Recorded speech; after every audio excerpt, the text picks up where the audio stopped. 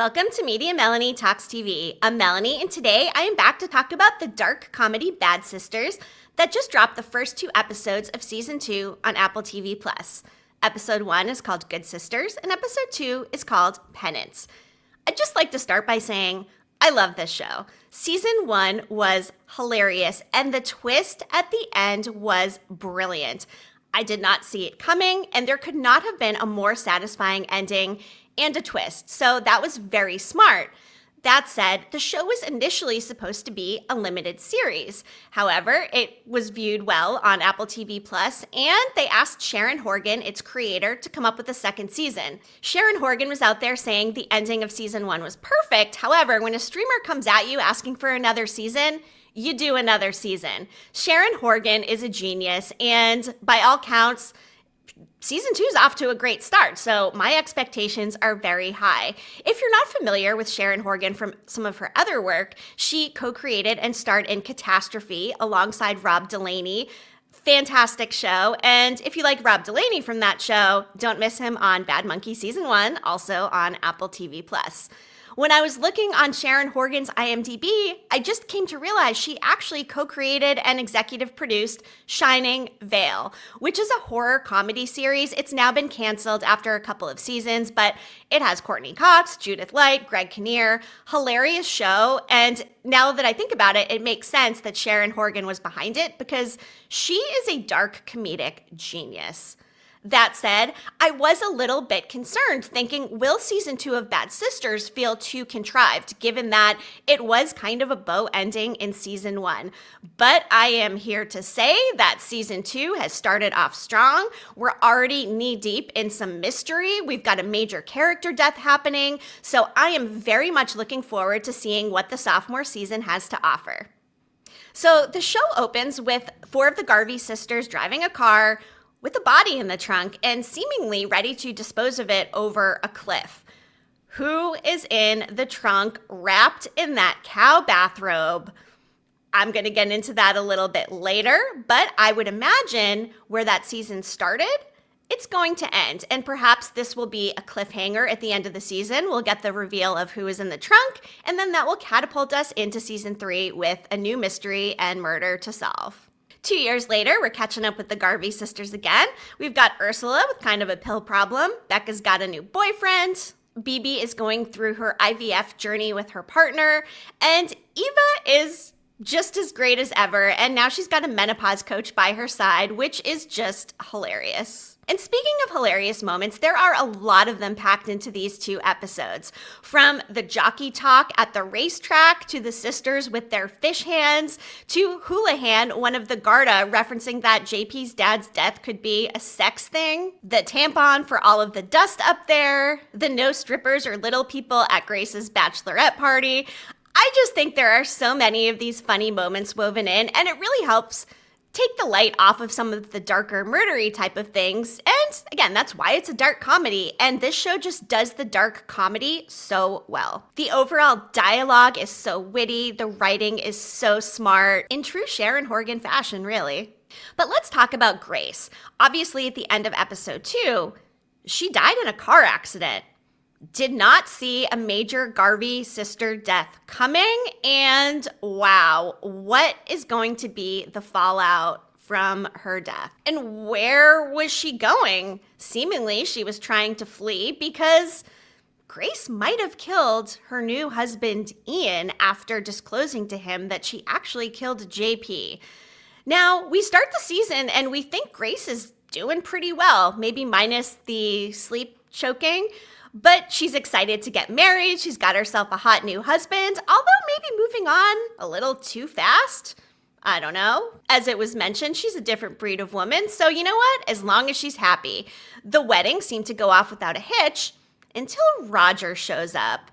Oh no, we learn Roger helped Grace place JP's body, and he's now complicit with a murder, and it does not seem like this is a secret that he is ready or willing to keep at this point. And first of all, I can't believe Grace even told Ian that she killed JP. I can see that she was trying to do the right thing and come clean to this person she loves, but I don't know if that's a secret that she should have let out, because that led to a whole spiraling of things, including her going on the run with all of her money and then ultimately meeting her untimely fate. Adding a new twist this season is the discovery of JP's dad found in the suitcase on the pound.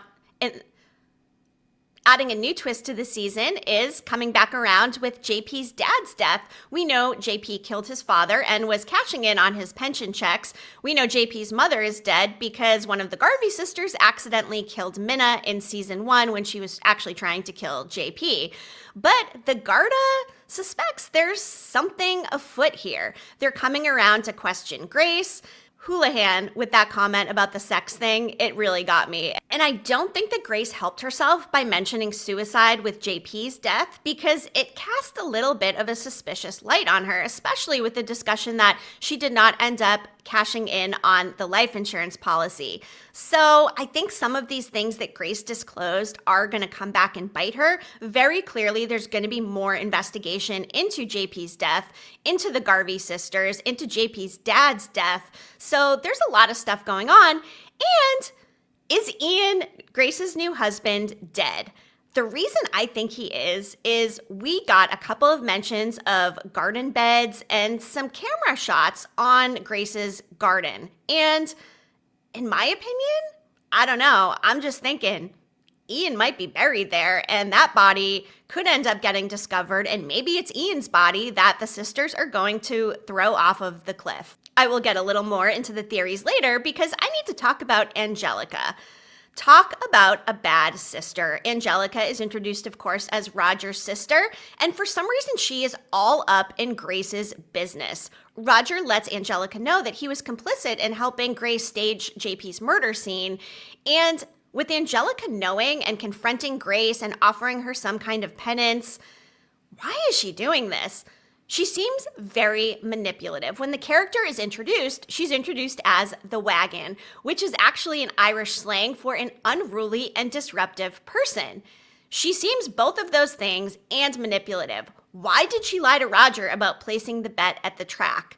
That really did not sit well with me. But whatever part Angelica ends up playing in this, it does seem too soon in the season to set her up to be the person that gets murdered, or maybe somebody who ends up being complicit in whatever body is in the trunk. But something for sure, Angelica is going to play a big part in it. And really, she seems like just as bad a sister, if not worse, than the Garveys. Am I right, or am I right? Now, episode 2 is called Penance, and we heard penance when Angelica mentioned to Grace she can give her penance. But I'm wondering if the ultimate penance was actually Grace dying in a car accident, and that's kind of the karma she deserved for killing JP. Now, I also keep circling back to Grace's daughter. She is not having a good time with things. You can see her putting her pillow over her head when Grace and Ian are fighting. She's thinking, oh no, not this again. Could the daughter be somehow complicit? Could she have helped her mom kill Ian?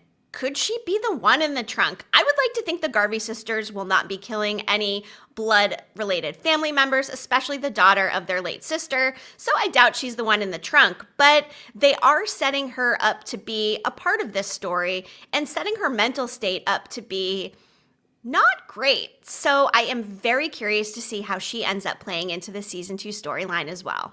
Okay, so let's talk about who is in the trunk. I'm going to go for some early season theories here.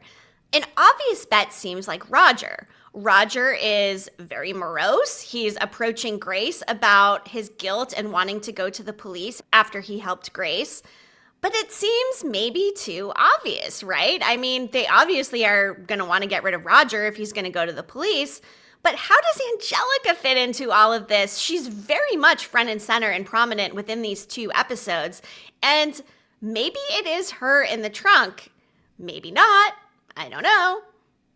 And again, maybe it's Ian. Perhaps Grace did kill him. The way that she pounded on his back and the way he turned around and looked at her with this kind of fear or, oh no, what did I get myself into? Could Grace be a Black Widow? Could she be guilty of killing 2 of her husbands? For such a sweet woman who's put up with so much shit from her ex-husband, maybe, because what she did with JP was very premeditated, and now we know that she can actually kill a person. But If she killed Ian this time, it wouldn't be quite as premeditated. It would be more in the moment. But either way, not good killing your husband, Grace. And Ian seems great. He's so cute. He's so nice. He has no problem with his soon-to-be wife choking him in her sleep. But that also maybe should have been a little bit of a red flag. Like, why exactly is she doing this? Of course, she's got to be traumatized having lost her husband, but 2 years later, she's still obviously very much haunted by the death of JP. And who wouldn't be? It was a pretty big deal for her, for the entire family, especially given that her sisters were actually conspiring to kill him in the first place, and she ended up being the one to do it in the most unexpected twist from the finale of season 1, as I mentioned before. Overall, I could not be more satisfied with these first 2 episodes of season 2. From the antics of the Garvey sisters, to their cute wardrobe, to the funny dialogue.